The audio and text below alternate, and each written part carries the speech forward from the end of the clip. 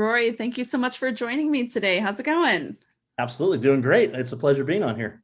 Oh my gosh, the pleasure is all mine. We were just chatting a little bit before we hit record, and I was like, oh, there's so much good stuff that we have to cover. Let's stop. I want to get right to the recording. So I'm really excited to have you. You and I have been connected for almost a year, not quite, which is actually really surprising to me because this year, I guess, went really fast. But you have gone through such a transformation since we first spoke a while back. So for those who have not yet, for those of you who have not yet met you or are not connected with you, can you share a little bit about your story, where you're at, where you're selling, and where we're at today? Absolutely. Yeah, my story started about a year ago when I met you. I had been a part-time agent for, I want to say, going on 10 years, 11 years. And that story was actually really weird. I had purchased a house with my ex-wife at the time, and we had a horrible experience. I mean, absolutely horrific experience. No communication. The agent, I think, got fired from the brokerage we were working at. I mean, it was absolutely insane. And I knew nothing about real estate at the time. So I called the listing agent kind of upset and said, I need help. Can you help? And they spent the time like walking us through the final steps and getting us into the house. And the same day we got the keys, he said, have you ever thought about being an agent? And I said, why? And he said, well, your communication was flawless. You said you're going to call, you called, you did, X, Y, and Z. And I'd like you to be part of my team. And so I took that as, yeah, whatever. And as I gave it more thought, this gentleman paid for my license, took me under his wing, brought me onto the team. And I felt really good about it. Right. And it was something that at the time, it was just something that I got play money for. Like I was just out to do a little extra money. I was working 9 to 5. Like I really didn't have time. And then over the years that have gone by, COVID and all these other things that are going on now, it's transitioned my thinking a little differently, trying to get away from my 9 to 5. It was weekends and weekdays. It wasn't Monday through Friday. So I have 3 kids of my own. So I have a 20-year-old, a 16 and a 14. And so my 20-year-old has moved on from high school in the military doing his thing. And my 2 younger ones in a high school. And I feel like over the last probably 2 or 3 years, I've wanted to spend more time with them and be part of, their lives. And I've been thinking about transitioning from my 9 to 5 for a while now, because I really want to spend more time with them. They are my world. I've been divorced now for about 6 or 7 years. And so being a part-time agent at the same time, having a full-time job, being a divorced dad, like it's tough. Like you have lots of priorities going on, and I wanted to simplify it. And as I thought more and more during COVID, when I was at home working for my 9 to 5, it gave me a little bit more time to work on real estate and really think if this is where I really wanted to go. And come to find out, it was like things started to move and groove a little differently. I started watching your videos on YouTube for, man, it felt like forever, but like 6 or 8 months, and started implementing some of these tips and tricks you give us. And then I just started like, okay, I need to know more. I need to know what Stefanie knows. Like I want to pick her brain. I want to get into that business, and I want to see if I can do this for real. And I made that move this year in April, or I'm sorry, finished my 9 to 5 April, started May 1 this year. And it's been amazing. Absolutely amazing. Well, it's been really fun to watch, and I love thank you for allowing me to have a front row seat to the whole journey, by the way, because I talk to agents all the time who really want to do that, right? They like have that passion, but they're afraid to get rid of the quote unquote safety and security of their 9 to 5 to do this risky move to get into real estate full time. And it is risky. And that was a lot of our first conversation, which, by the way, I did look it up right before we hit record, to the day almost. It was almost 365 days since you and I last spoke. It was August 25th or 26th, and today is August 25th, which is like hilarious. But we were having those conversations, and you're like, I can't like I have these other obligations. I have to do this the right way. Can you just share a little bit about that perspective? Because I know that it's going to speak to so many agents, and I'm always telling them like, you're not alone, but I want them to hear it from you. Yeah, I think it was, I'm not going to lie. The unknown is absolutely scary. Like it's petrifying. It's almost debilitating, right? Like it stops you dead in your tracks. And I'm a numbers guy. I've always been. I can look at a P&L, find opportunities, and rush after the opportunities. When it comes to my own life and taking that step in a different direction, it was debilitating. It stopped me dead in my tracks. I knew what I wanted to do, but I take different steps now. I think if I was single, no kids, that transition would have been, the next day I could have just said, let's go and do. And then if I always play the what if game. If I failed miserably, what would happen? I would just go find another job, right? Like I would go do something in the meantime until I got this ball rolling. But with kids, it felt just so much different. I know you having a son now, like your world just shifts just a hair. And as they get older, just a hair. they do different things, and you realize how important that relationship with your kids is. And so that transition was very difficult because I thought, I'm the breadwinner. Like, I got to make sure that there's food on the table, a roof over my head. And this is safe right now, right? It's this theory that I'm okay, you're okay, everything's okay. So there's no reason to rock the boat. And it was hard because I was barely making ends meet. And my enjoyment in life was, yes, it was my children, but we really couldn't do much because there was so much I was paying exterior to my situation that, in order for me to get ahead, I had to do something different. Like, it wasn't going to work. I've elevated to the business that I was at a very high level, and there was nothing more for me to do unless I wanted to travel and be away from my kids. And that just wasn't plan B ever. So I thought more into this, and I gave myself, I felt like it kept moving my goal. Like, okay, if I can get 2 in escrow, then it'll give me enough time to do X, Y, and Z. And then I realized as I spent more time in real estate, I was able to get more, and it started to roll. And I still was hesitant, like, well, once these 3 are done, like, what do I do next? And it was a hard transition. And I think a lot of it for me, and I've been thinking about this since we talked a week ago, when I was part-time, I had a very short window of opportunity to work in. Like, it was like 2 hours a day or 3 hours, whatever it was. And when would you do it? Would you do it before or after, or how did that look? It would depend on whatever the day was, because my schedule fluctuated so much that that's hard. It was really tough to, like, hey, Saturday morning at 8 a.m., let's go look at a house. Like, who looks at houses at 8 o'clock in the morning? But that just happened to be my opportunity, right? And I worked it out really well. I was pretty upfront and honest with my clients that, I'm working different things, like I wasn't saying I was a part-time agent, because I knew I probably wouldn't get the work if I said I'm a part-time agent, I'm only here part-time. Like, no one's going to want that, because I was going against some pretty big agents in the area. So for me, it was just that transition. And I've realized the biggest fear I had was, I'm a very schedule-oriented person. And I feel like I had 2 hours a day here, an hour here, and a day here. And I was very productive in that time, super productive. Nice. And then when it went to, now I have 24 hours in a day, like, what do I do next? And it was that it was scary to me. Like, how do I know what to do if I've never done it before? Like, how do I know what Stefanie says is real? Or how do I know that somebody else says is real? Like, I've never done it before, so I have no frame of reference whatsoever. And so that jump is absolutely terrifying. But I will tell you, on the other side of terrifying was absolute bliss. Like, it's not just a little transformation. I mean, we're talking massive, as long as you stick to your plan, right? Like, that's probably the hardest part to do. But once you stick to it, it's just different. The stresses are different. The schedule is different. The money is different. And I will say I've tripled my income in 6 months compared to last year, doing some very simple things that I learned in the Market Authority. And I'm excited to see what next year holds in that path. I mean, it's just massive. And I'm not saying that everybody that transitions from part-time to full-time is going to make that. It's planning, right? And really getting your ducks in a row, and then committing. Like, it's enough to write on paper, but you just got to, if you're thinking about it and you really think you can do it, and you feel like, this is the avenue you want to go, thing I always tell myself is, what's the worst that could happen? I'd have to go find another job, right? But at least here I can say I've given it my best. And, I am so surprised, because you and I had this conversation a year ago, and you said, what's your goal for next year if you were to leave? Because our plan was to leave January of last year, or this year. And I waited all the way till April. It took me some time to, like, get my feet underneath me and really commit to you. But then once we did April, I had 1 in escrow, and I had a few clients that were ready. And then it's just been exploding since then. And I got no regrets whatsoever. It's been the best move. I've spent so much more time with my kids in the last 6 months than I have in the last 6 years.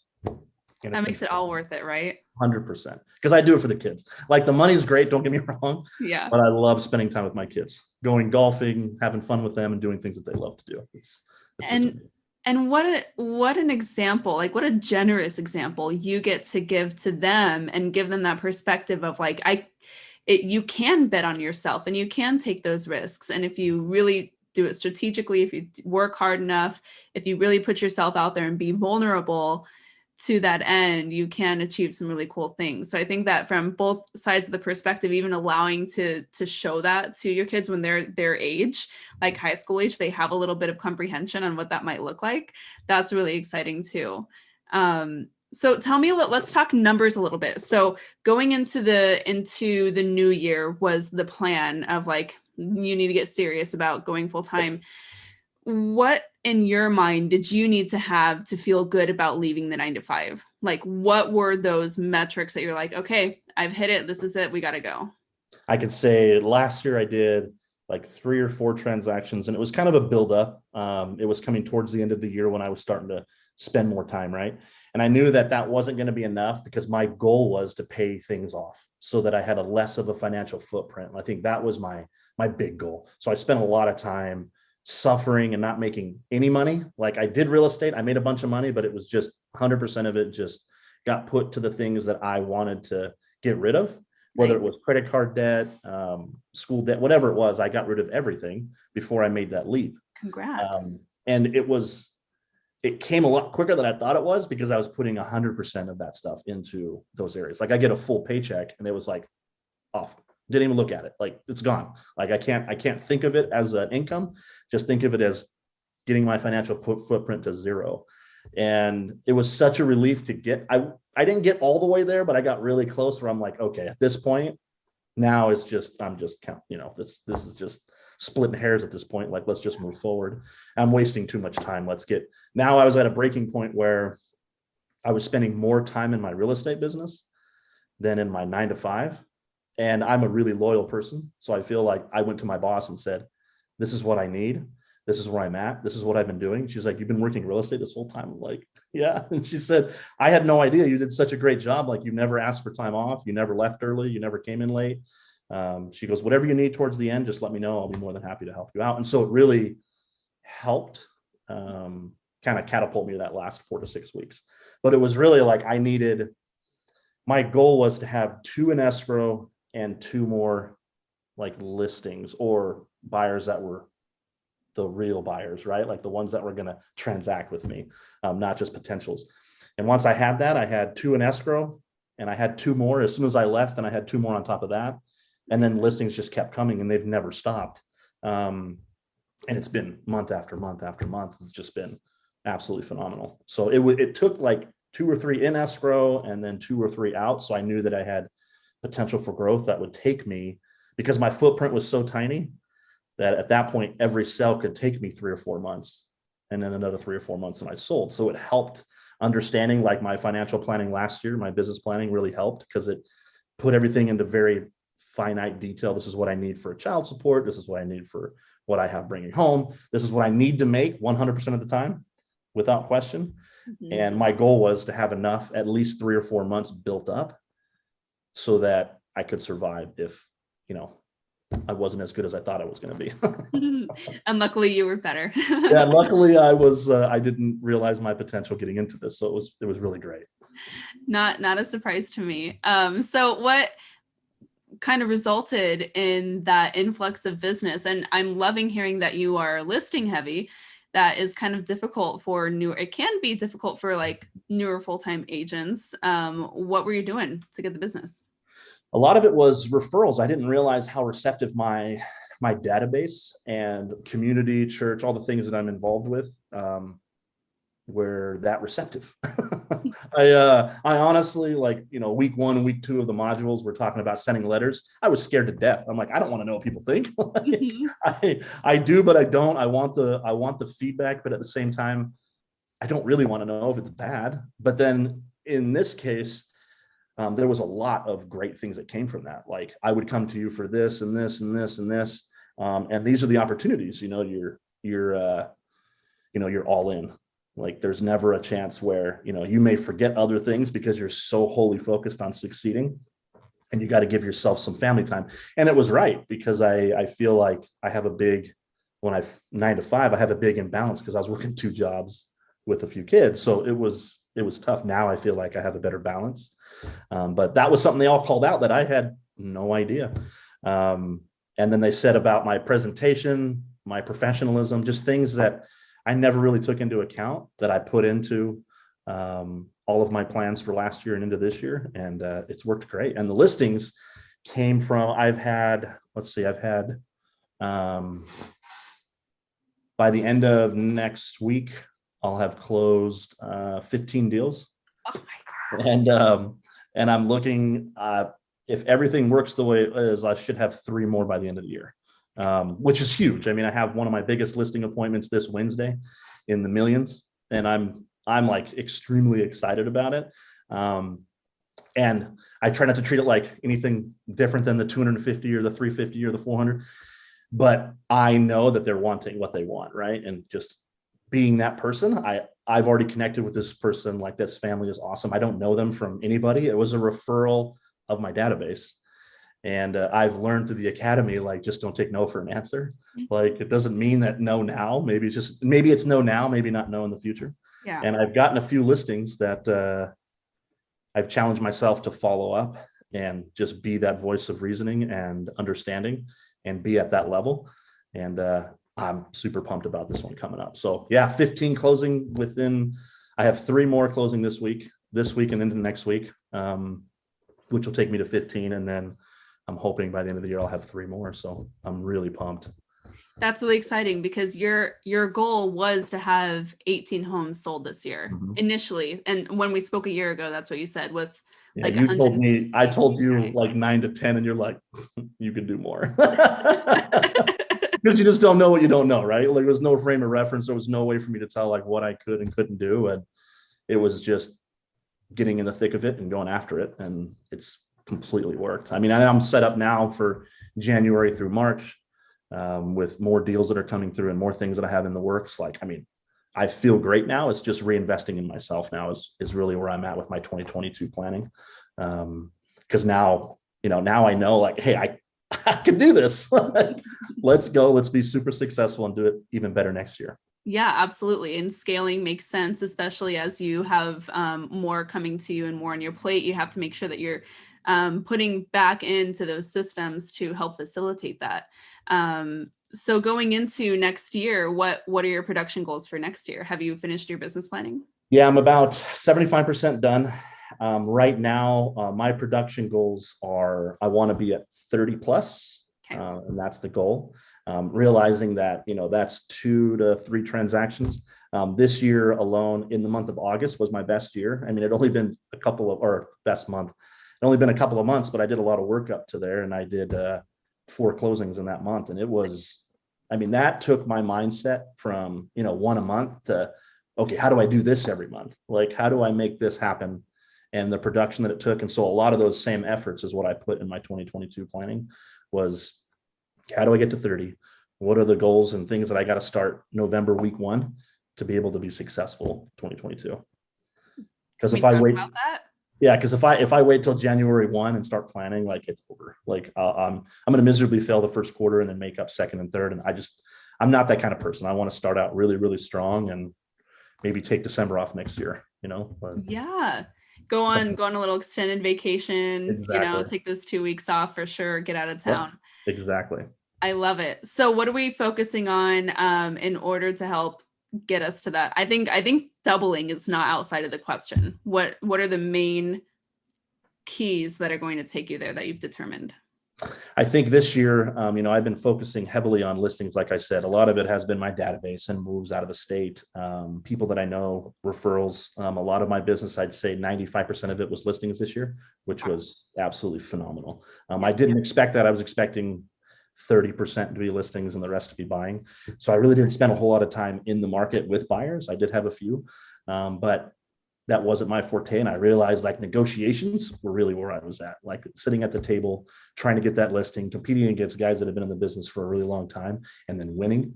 Like, that just takes you to a whole new level. And you realize like, it's not about fancy suits and all this other stuff. It's about you, right? They hire you for you. And Took me a while to get there. So this year I'm going to really focus on more of my database. So I got into Follow Up Boss to really help me managing my database. I have a few other um, lead generation tools from my brokerage that I'll be using. I'll be going into some of my own that you and I have talked about in the past, and just helping facilitate more revenue streams to come in with buyers and sellers. One of my biggest things that I've been really good at, I have mega open houses when I do open houses. Nice. So I get a lot of production out of that. This year I didn't do as many because of COVID. I was a little off-putting by that a little bit, but I got out there with the listings this year and really got some good buyers. I got a few listings out of it too. So it was, those are the things that I'll be focusing on, is really fine-tuning the process before the first of the year, getting more into Follow Up Boss and understanding what I can do to leverage my database, and then working through these new systems to generate more leads and really push that envelope, because I know I can do more. My next step is hiring a showing assistant. I think that's super imperative to me to get to that next level. My end goal would be, I want to be producing 75 to 100 a year. I'm like, how do I get there? Like, let's get there, let's move. And then, maybe even start my own brokerage someday or whatever, but I want to get to production levels that I feel like I could attain, because I like teaching and helping others. Like my kids, they've already asked, like, well, when I turn 18, can I work with you? I'm like, absolutely. My kids are so smart. Like, I've taught them everything I know. Like, we'll be driving around somewhere going to see a house, and they'll be asking questions about it, a process. They know more about the process than most first-time buyers. I mean, they know a lot of the process and what it takes, and it's fun to teach. So I enjoy teaching and teaching others what I know. So that's the goal. I love that. And there's something so special about being able to create legacy within a business.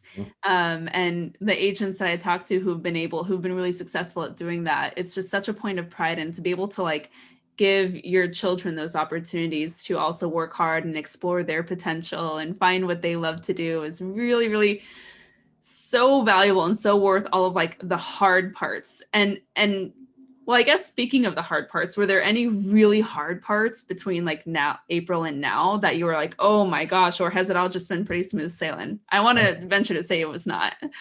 No, I will venture to say it was not. There were a lot of weeks that I call my broker and I'm like, what am I doing?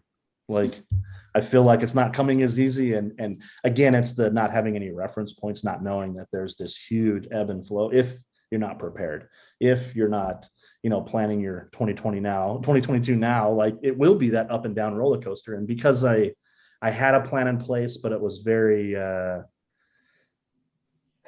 very broad. There wasn't any real, like, these are the exact points and references you're going to use to hit. It really made that roller coaster just up and down. Like, what am I doing?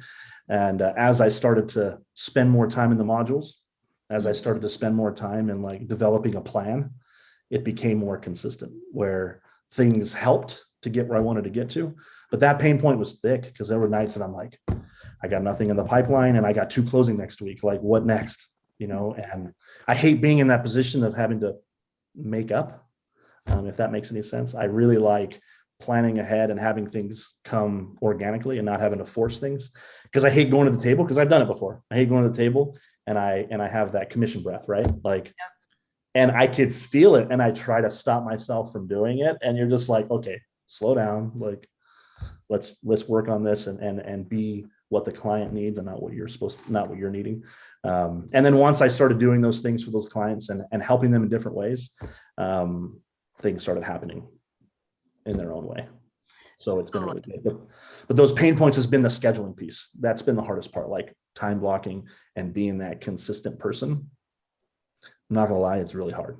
Yeah. It's been a struggle this year. I still have not perfected it. It's something that I'm still struggling with, that I feel like it will always be a struggle for me, because I'm not that perfect structure or schedule. I am a scheduling person, but mine's more like, these are the things that I want to get done, not 9 to 9:30, you're going to do this, and then 10 to 10:15. Like, that's more of a struggle for me. So I'm trying to work out a middle ground between those, but just being consistent is really the name of the game at this point. And that's, in the beginning, it was tough to find consistency. Yeah, yeah, especially when your brain is like a whole soup of emotion and like adrenaline and all Mhm. that stuff because you're like, I'm really doing it. I can't mess up. So it's hard to see through the fog. Like I feel like we should coin that as something like the new agent fog of being like, oh my gosh, we have to go through. Did you find that there was anything specific? I mean, it sounded like you did. What specifically in the Market Authority Academy did you find really helped you level up in those areas or any other areas? Well, I felt like it was the breaking ground for me to build stability. Um, it was, I remember my first Market Authority. I didn't even turn my camera on. I was like, I don't want anybody to see me. Like, I'm going to keep it. No one's going to see who I am. I'm just going to be on here and see. And it was so overwhelming. Like, there was, I mean, I don't even remember what module you guys were on at the time, but I hung up the phone and I thought, oh my gosh, like I'm so far off the mark. Like there's so many, and it wasn't like massive things that you were talking about. They're just little things like customer touch points or whatever it may have been that you should have in place to keep in contact and whatever. And I'm thinking, I don't have any of that. Like where do you even begin? Where do you start? And then as you went to module 1 and module 2, it did this build up to where you needed to be.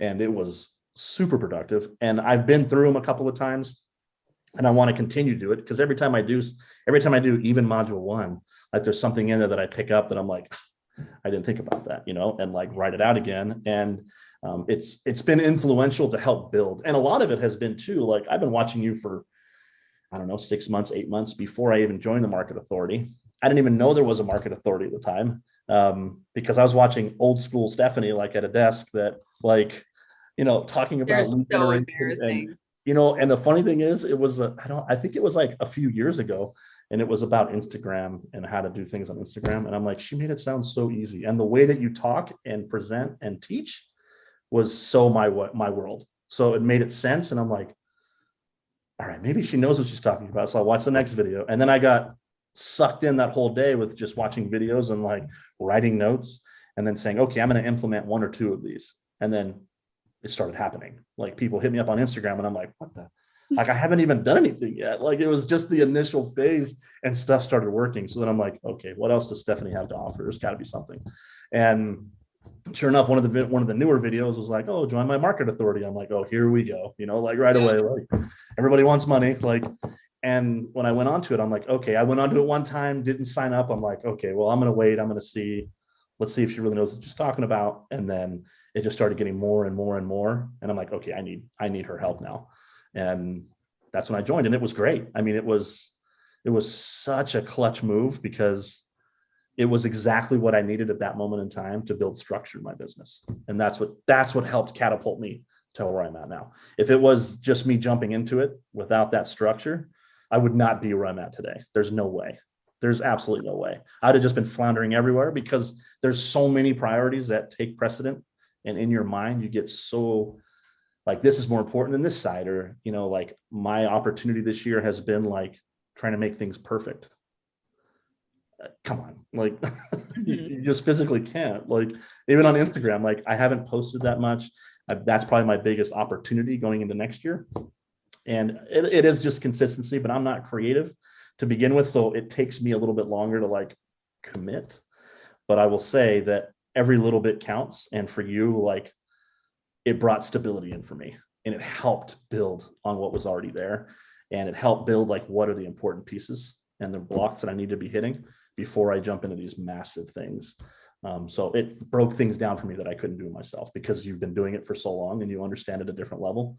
And then watching others like getting into the business and hearing their complaints, like their questions were my questions. I just didn't want to hit the unmute button, but their question was my question. I'm like, I don't really have much to offer. I'm just going to sit and listen. And I wish I would have asked more questions because I'm sure there were other people out there that had the same ones. But it was just that timidness, like something new. I wasn't comfortable yet. But it was great. I mean, the material is awesome. The week to week discussions are even better. I still sit in them now because I listen, I'm learning, even if I'm on something else, like I'm still paying attention and writing notes because it's important that I continue to keep learning. So Yeah. I appreciate you, Stefanie. Oh my gosh. It's been a great road. It's been an amazing road. And because of your push, Because I remember like the first day we got on the call to like join the market authority, you're like, well, I don't see any roadblocks, so let's do this. And I was like it took me back for a second because I'm like, man, okay, like, and my mind was my trigger, right? Like I have a hard time pulling the trigger on things that cost money unless I know there's ROI, and I would do it 100 times over again because it was that influential in this year and for future. So that's high praise. Thank you, Rory. It was awesome. I couldn't have done it without you. But you know what's so great is like, well, it's kind of the double-edged sword. Your business isn't never done, and there's always going to be room for growth and exploring new potential and implementing new ideas. And so hopefully it will also serve as like a little bit of a foundation as you continue to branch out, because now we're talking about scaling and bringing on team members and, you know, exploring new avenues for lead generation. And there's so many routes you can take. And I'm just so excited to see where the journey takes you and like have this conversation a year from now, 5 years from now, and just see like what you're able to build, because like the sky really is the limit, you know? Yeah, I'll tell you this, I don't want to be digging trenches for the next 40 years, you know, like I would want to, I mean, I don't know what I'll be doing in 15 years from now, if it'll be real estate or not. I mean, I love what I do now because I love my clients. I love the ability that I have with my schedule, but I want to grow. I want to continue to keep building and you know, I don't want to be digging in trenches, finding buyers for the rest of my life. But it's what I love to do now. And I want to build that in, like you said before, I want to build it into a legacy that maybe my kids do take over the business in some future time. And I could just sit back on some island somewhere. And I love it. Well, as we close out, I just want to see if there's anything that you would either say to your past self or another agent who is in your shoes where they're still part-time, they desperately want to make that pull to go full-time, but they're still just maybe afraid or overwhelmed by the obstacles that stand in between them making that shift. What would you say to an agent like in that position? I think it has been my mantra this year, since April and May, has been, you can only plan so much, but until you make that leap, until you put your boots on the ground, you'll never know what you're able to do. And for me, that jump, I wish I would have done it in January. How much more could I have done since January? You know, and even now when I'm talking about like these new generation things or follow-up boss, it's taking me till now to get follow. Why does it take me so long? And it's because I'm studying it, I'm researching, I'm dragging my feet. But just do it. No planning in the world is ever going to beat execution. Like, it doesn't matter where you're at, what you're doing, what you're thinking. If you feel like you could do it, just do it. I mean, and just make it happen, because intuitively we are, you know, creatures of habit, right? And if you're going to go and do, we're always going to make up the difference.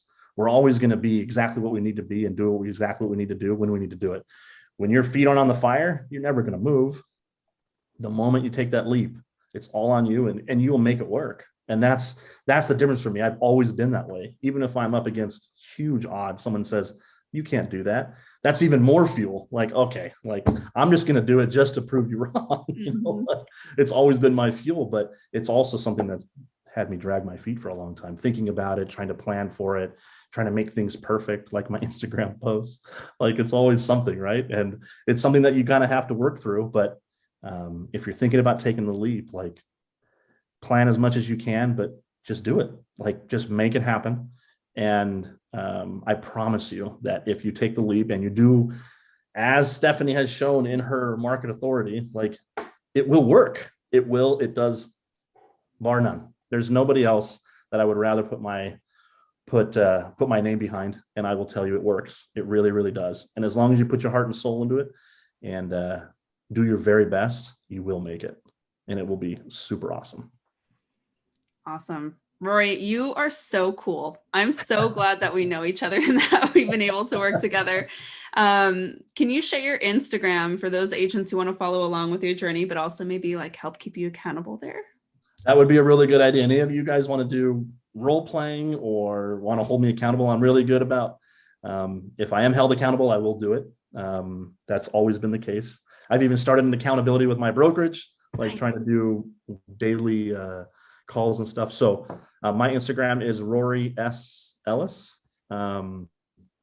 And yeah, I'll try to get on there more, but that's where I'm at. I love it. Double L, one S. Double L, one S. Yep. I'll make sure to have that linked in the show notes. Rory, I just want to I want to acknowledge you for doing something that's really hard and really scary, and you put a lot on the line, and you bet on yourself. And I'm so glad to see that it was returned to you and then some. And I'm just really looking forward to having a front row seat to the rest of the journey through next year and beyond. So thank you for allowing me to be a part of that story. And I'm rooting you on every step of the way, my friend. You're very welcome. And I really appreciate it. It's been an honor being on here. Thanks.